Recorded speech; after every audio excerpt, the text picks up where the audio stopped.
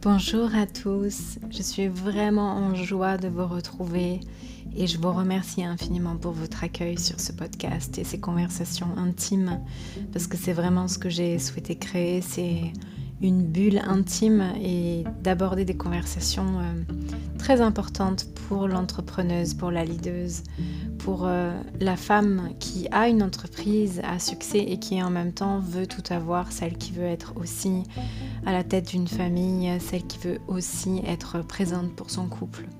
Donc l'idée c'est de réunir toutes ces parts de nous en tant que femmes et de trouver les codes efficaces.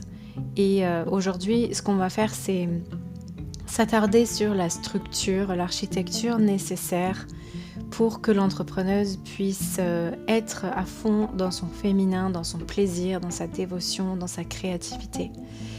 Parce que, en fait, le problème du leadership féminin et du business féminin, c'est qu'il a été très incompris dans le monde du bien-être, où on entend que, à l'extrême inverse du masculin dont on a tant souffert dans le salariat et dans les obligations de la vie de tous les jours, on a envie de ramener beaucoup de féminin dans notre vie, dans notre pratique corporelle, dans notre manière d'être, ce qui est tout à notre honneur évidemment. Mais d'un autre côté, ce qui se passe, c'est qu'on vient déséquilibrer avec notre masculin.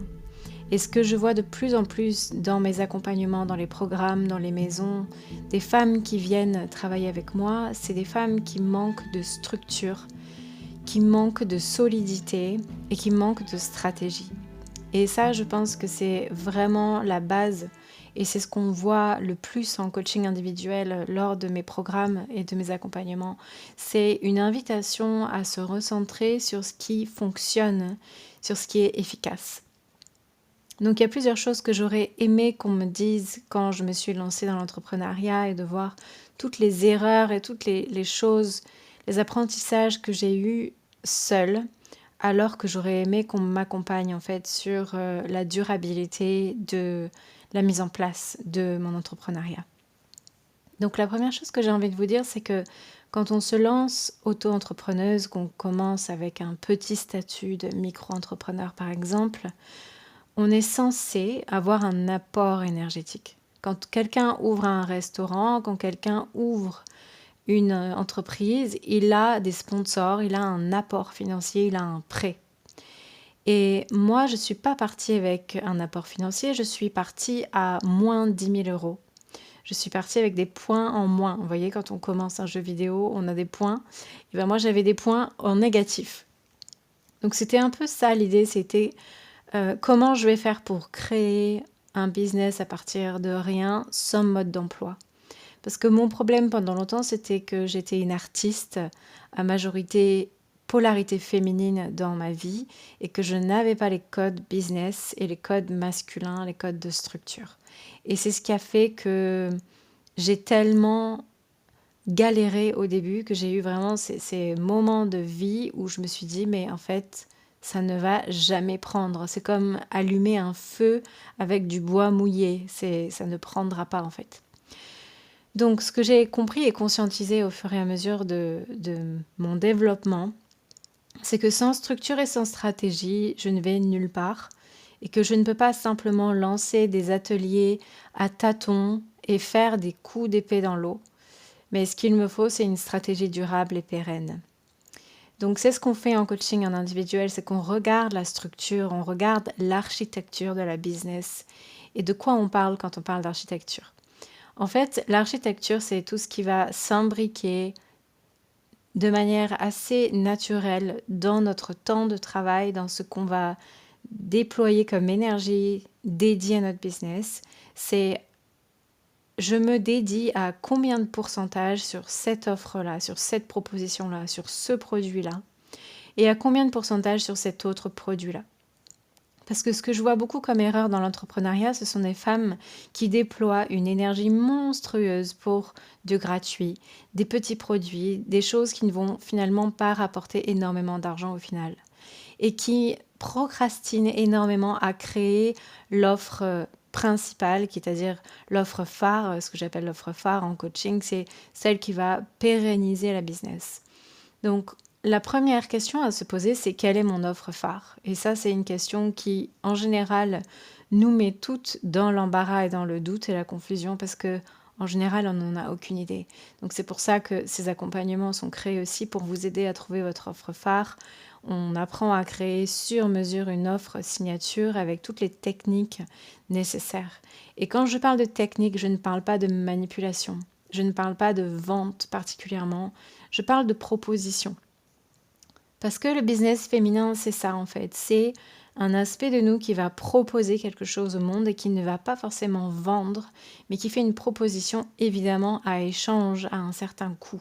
Donc on travaille énormément la vision de l'argent et la vision de l'abondance dans les académies et dans les maisons que je propose parce que ce sont des étapes clés de notre business où on apprend à valoriser notre travail, on apprend à dire ok, ça c'est ce que ça vaut dans ce que je propose, mais c'est pas forcément une manière de manipuler l'autre. C'est simplement une façon d'annoncer au monde sa valeur. Et pour beaucoup de femmes, annoncer sa valeur au monde, c'est quelque chose de très difficile.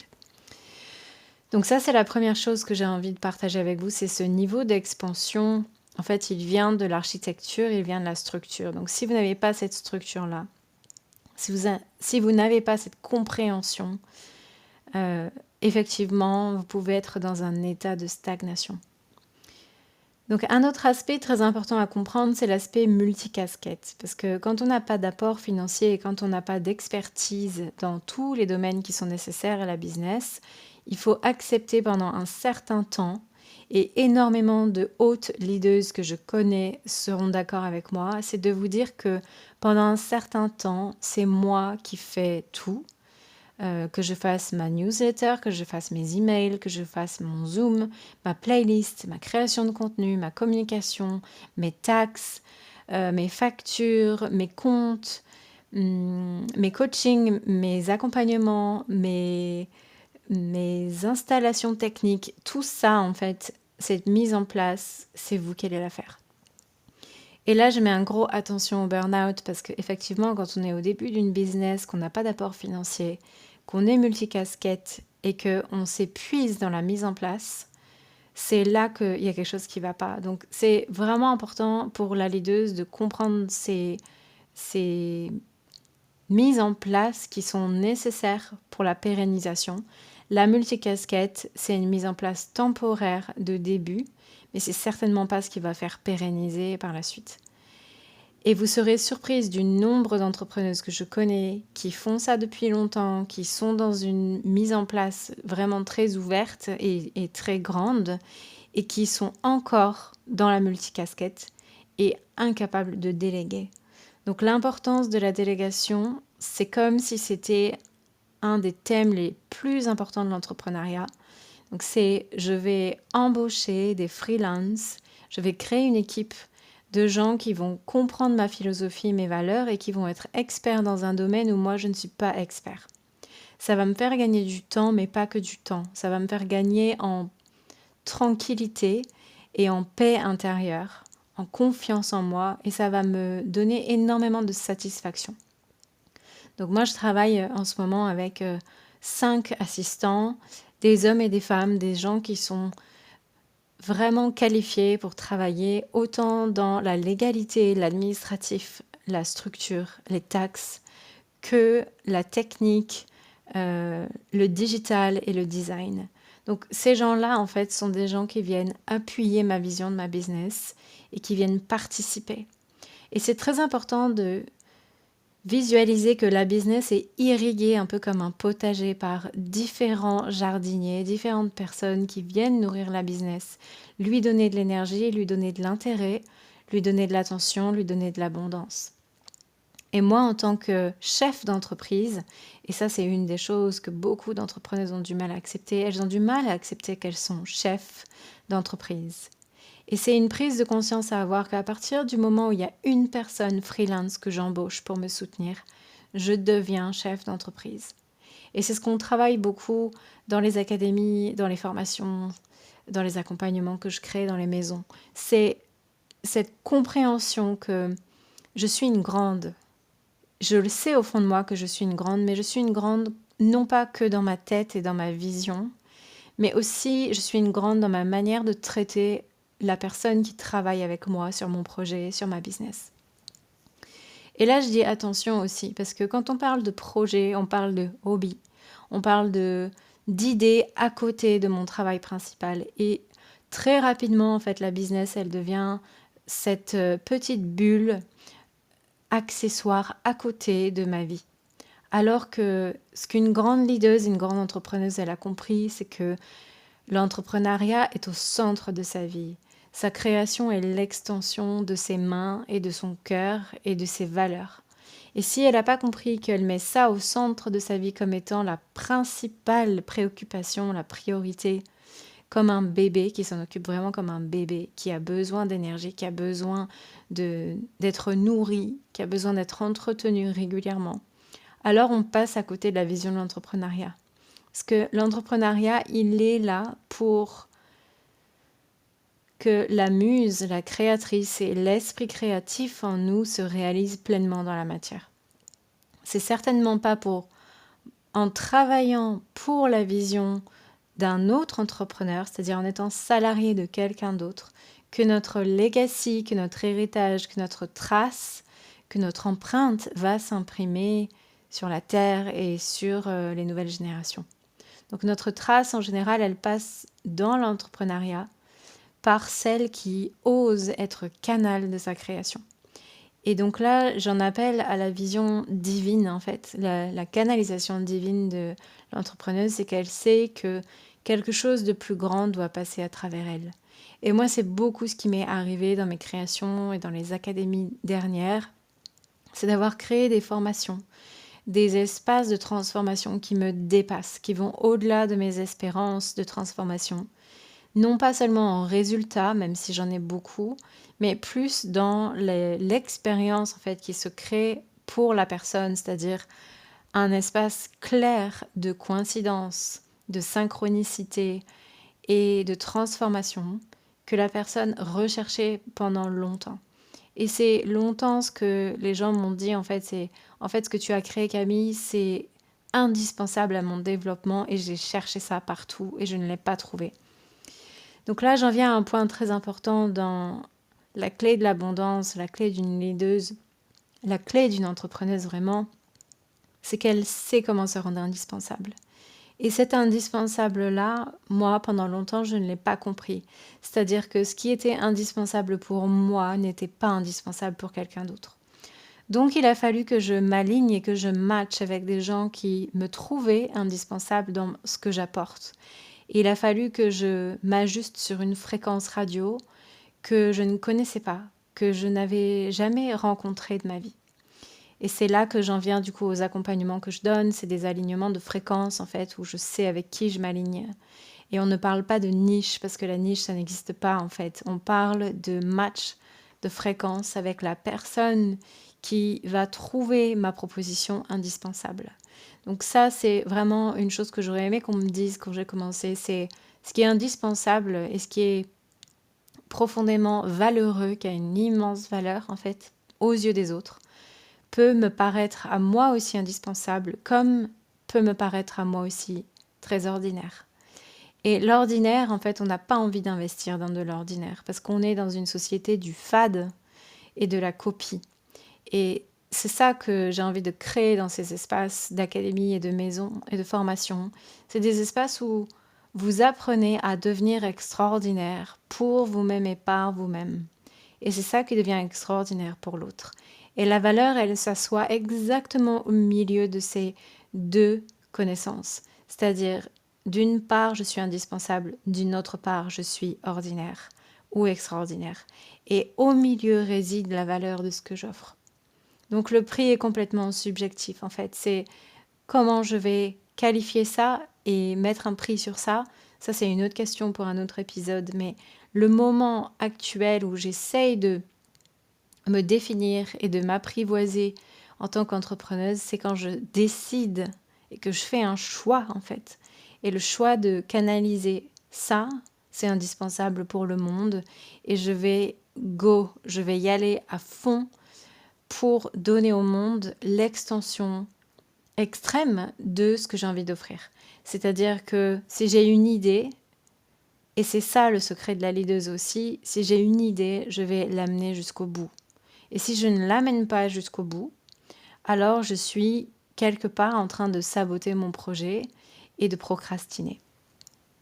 Donc pour la leaduse qui procrastine et qui n'ose pas terminer les projets qu'elle a écrits dans son carnet il y a 5 ans et qui a retrouvé des brouillons d'il y a 15 ans et qu'on est toujours sur la même rengaine, la différence, c'est la mise en action et c'est la structure et l'architecture qui est créée. Donc si vous venez me voir avec un brouillon, dans un accompagnement, c'est ce qu'on crée, c'est-à-dire on crée la signature de votre identité et de ce qui va être indispensable pour le monde. Donc ça, c'est très important aussi de se plonger dans la variété des leadeuses, puisque ce que je propose dans mes accompagnements pour les entrepreneuses, en général, c'est de plonger dans l'univers de la personne. Peu importe si elle fait de la peinture, de la cuisine crue, de la psychiatrie, de l'art vivant, de la poterie, de la céramique, du design, peu importe si elle est doula ou si elle est chef d'entreprise en imprimerie, peu importe en fait. Je travaille sur la vision globale et la vision spécifique de la leaduse avec vous en tandem. Et c'est ça qu'on apprend à faire dans les accompagnements individuels. Donc, dans les accompagnements groupés, ce qui est intéressant de voir, c'est de scanner les femmes qui ont un excès de féminin et qui sont chaotiques et qui n'ont pas d'organisation et qui manquent d'architecture et de structure. Et c'est ce qu'elles vont venir chercher. Mais en même temps, je vois aussi celles qui sont coincées dans leur masculin et qui ne laissent pas place à leur créativité et qui ne laissent pas place à la respiration du yin dans leur business. Et la respiration du yin, elle se fait aussi dans le calendrier, dans la santé mentale et dans le bien-être de l'entrepreneuse. Et là, j'en viens à l'équilibre hormonal et l'équilibre de l'écosystème de la leaduse. Parce qu'une femme qui remplit à fond son calendrier et qui a très peu de visibilité sur les temps libres qu'elle a, en général, on tombe dans une addiction au travail et on ne sait même plus comment ventiler et on ne sait même plus quoi faire quand on ne travaille pas. Donc il y a ce premier profil qui est tout à fait possible et peut-être que vous vous retrouvez là-dedans où je ne sais plus quand m'arrêter puisque je ne sais plus qui je suis quand je ne travaille pas. Or, la business, elle se nourrit des espaces de relaxation de l'entrepreneuse. Donc si vous êtes dans un lâcher-prise, que vous allez par exemple à la plage ou au spa ou que vous êtes même en train de dormir, c'est à ces moments-là que déjà vous obtenez des canalisations et des réponses sur votre business, mais aussi c'est à ce moment-là que bizarrement, j'ai des clients qui bookent mes contrats. Et comment ça se fait ? Ça se fait parce que je donne un espace de yin et de relaxation à ma business. Et c'est une erreur dès le début de penser que c'est en étant go entrepreneuse dans l'adversité et dans mon Athéna que je vais réaliser un business féminin pérenne. C'est faux, c'est tout l'inverse en fait. C'est l'équilibre entre l'architecture, le masculin, que je vais créer sur certains jours dans le mois où je vais être à fond dans mon ovulation, je vais être en respect de mon énergétique, je vais sortir du sport, je vais avoir une envie, une motivation. Et en même temps, ces espaces où je me laisse le temps. Et la leaduse, en fait, c'est ça en fait qu'elle a besoin de faire. Elle a besoin de respirer et d'avoir aussi du soutien émotionnel et du soutien dans la femme qu'elle est, c'est-à-dire tout ce qu'elle va traverser énergétiquement et émotionnellement, puisque c'est loin d'être un être parfait, et qui va en même temps permettre au business de se réaliser, de continuer à se pérenniser. Et donc là, j'en viens à un sujet important, un sujet assez global qui est le respect de soi et l'amour de soi. Le business va être le miroir de ce respect de soi et de cet amour de soi. Et c'est pour ça que souvent, dans mes accompagnements, je ne diffère jamais la relation personnelle, la relation amoureuse, le couple, la mère de l'entrepreneuse. Parce que la manière dont je me respecte dans ma maternité ou dans mon couple, c'est la même manière dont je me respecte dans ma business. Et je ne sais pas si j'ai besoin de répéter ça, mais je pense que je vais devoir le faire. Je répète que c'est très important d'être équilibré dans le sain et le fonctionnel dans son couple, dans sa maternité, Et c'est ce qui va répercuter instantanément sur la business comme rapport sain à ma business. Et ça, c'est quelque chose que beaucoup de femmes n'ont pas compris et qui pensent que d'être dans une relation toxique ou d'être dans un espace un peu difficile dans leur vie n'est pas pour eux et ne va pas influencer sur la business. C'est faux. En fait, la vérité, c'est que l'univers ne fait aucune différence entre la femme que je suis dans mon lit, à mon bureau, dans ma douche, avec mon partenaire et avec mes enfants. L'univers voit que je suis un être en intime relation avec l'autre, avec la création, avec l'enfant, avec le bébé, avec le partenaire. Et je suis cette personne à ce moment-là et j'incarne une fréquence. Donc ce n'est pas possible d'être profondément dévoué à son homme et à ses enfants et de laisser complètement de côté et de rabaisser sa business. Ce n'est pas possible de mettre sa business sur un pédestal et de traiter très mal son partenaire et ses enfants. En fait, c'est cette harmonie que la nouvelle leaduse ou la leaduse du nouveau monde, elle doit trouver. Elle doit le trouver en elle pour continuer à respirer, à ventiler et à pérenniser. Donc il y a une autre chose à comprendre aussi sur la business. C'est très important dès le début d'avoir une grande vision et d'être dans ce côté avant-garde. Pourquoi ? Parce que premièrement, on va vous copier. Si vous êtes dans un océan bleu ou dans un océan rouge, on en parle beaucoup de ça dans les accompagnements, selon la saturation sur le marché ou la compétition sur le marché ou le nombre de gens qui font la même chose que vous, est-ce que je rentre en collaboration avec ces gens avant d'avoir une vision ? Non. Et c'est ça qui est important, c'est je suis une avant-garde, donc je sais que je vais me faire copier un jour puisque je suis une des premières, une des leaders. Et c'est ce qui m'est arrivé. J'ai créé une formation que personne n'avait jamais créée en France et très rapidement, je me suis fait copier et rattraper. Coco Chanel disait « Prenez mes idées, j'en aurai d'autres ». Et c'est vraiment la philosophie dans laquelle je me suis inscrite. C'est que j'ai incarné très rapidement que j'étais une avant-garde et une visionnaire. Et c'est pas que c'est prétentieux et que c'est arrogant de ma part de dire ça, mais c'est que c'est la vérité. J'ai créé quelque chose que personne n'avait créé dans ma région, à ma manière, de cette façon. Et c'est ce que je vous aide à trouver dans les accompagnements que je vous donne. Ce sont des espaces où j'apprends à vous montrer votre singularité, votre authenticité et le développement de votre art. Et l'objectif n'est jamais de vous transmettre exactement la sauce Camille, mais de vous transmettre les ingrédients pour que vous créiez votre propre sauce. Et c'est vraiment mon objectif et j'aime beaucoup l'analogie de la cuisine parce que je peux vous donner exactement les mêmes légumes, mais la soupe, elle aura un tout autre goût si c'est vous qui la faites. Et c'est vraiment cette texture-là que j'ai envie de comparer dans la business aujourd'hui. C'est la compréhension que tout ce que je crée est unique, que personne ne fait la même chose, que la copie n'existe pas si j'ai incarné pleinement ma visionnaire et mon avant-garde. Donc les clientes qui viennent à moi et qui n'ont aucune visibilité de leur calendrier au-delà des 2 prochains mois, je sais que ce ne sont pas des clientes qui vont développer un business pérenne. Pour moi, les grandes leaders et celles que je connais, elles ont minimum 1 an de booking à l'avance. Ce sont des femmes qui ont déjà une idée 1 an, 2 ans, 3 ans à l'avance de quelle est la cohorte, quel est